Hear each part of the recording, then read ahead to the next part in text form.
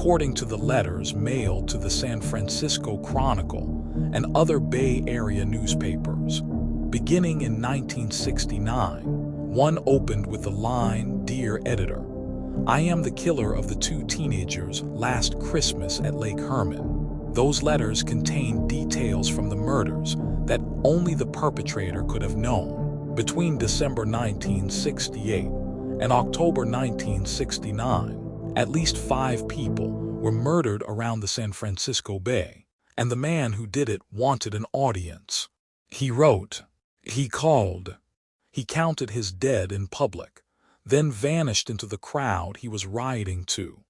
Almost everything you think you know about him came from him, and what the actual case files say is far worse than the legend. The myth says the Zodiac was a criminal genius, a master cryptographer whose coded messages were built to be unsolvable.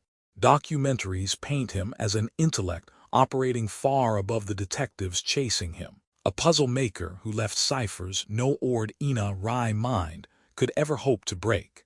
The myth says the Zodiac murdered 37 people, a body count repeated in documentaries for over 50 years.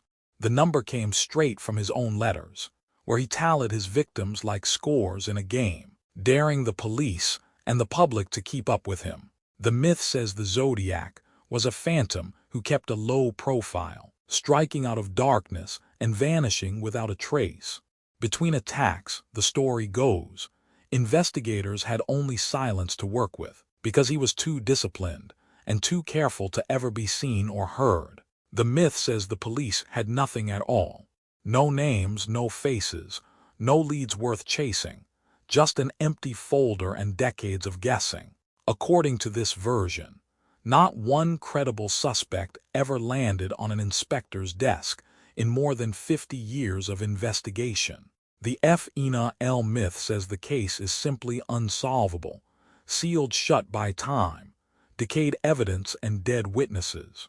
Nobody alive can name him, the story goes, and no modern technique can reach back through the decades to pull a real face out of 1969. The truth is colder.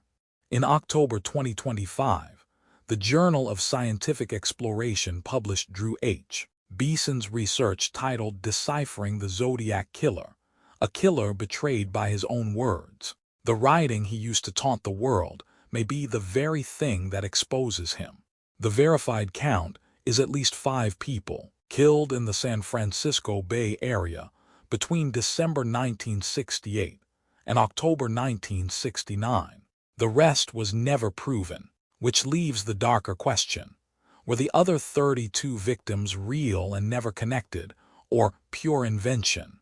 He did the opposite of hiding. He telephoned police to report his own murders and flooded newspapers with letters threatening more deaths if they went unpublished. In 1976, Inspector Dave Toschi told the Associated Press that the Zodiac's letters were an ego game. Police did not have nothing.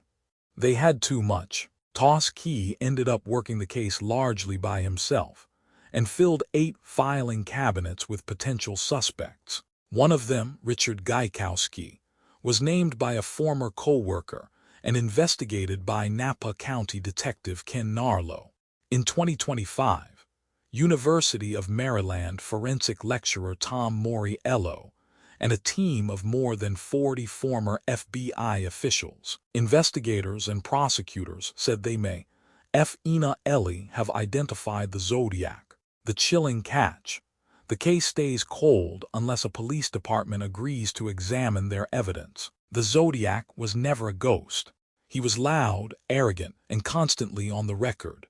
Every myth about him came from the story he wrote about himself, and the paperwork tells a bleaker tale. 8 cabinets of names, a researcher who says the writing gives him away, and a team of 40 who may already know the answer. The most disturbing possibility is not that he was never caught. It is that he could still be identified, and nobody with a badge opens the file. Subscribe for more cold cases. The record